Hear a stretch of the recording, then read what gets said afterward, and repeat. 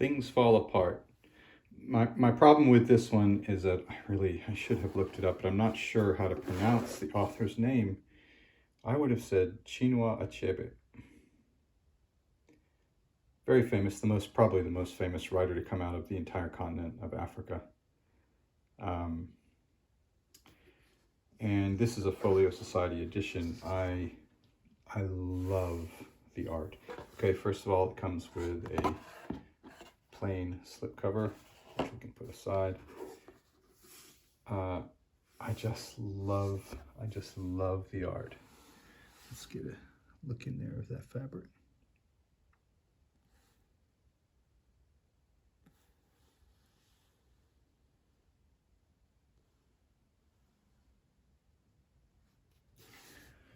So let's see here.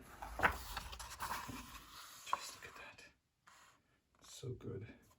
So it was illustrated by Kareem Ilya. I should look out for Kareem Ilya because I love what this book looks like throughout. The story itself, for those who, it's a very famous story, is about, well, it's about a man who he finds that his world is changing.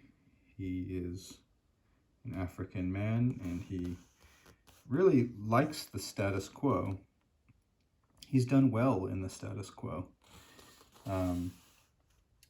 But that's changing.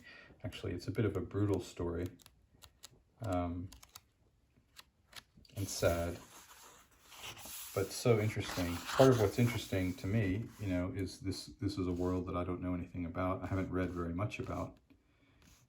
And then you come to this book. It's written in a very simple style. Very, very easy to read. But when I say a simple style, I mean the sentences are simple. They're, you know, this happened, he did that.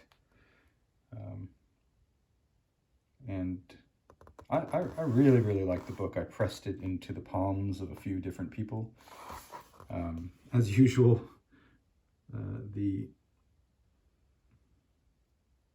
their responses were mixed, because that's what always happens whenever I tell a bunch of people to read a book.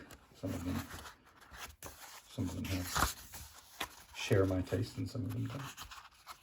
Some of them are too busy to get to it. Looking, I saw one more illustration here. Yeah, well, I did mention it was brutal. I won't spend too much time on that one. I love these illustrations. It's a great book. I really recommend reading it if you haven't read it. It's an easy read. It's short.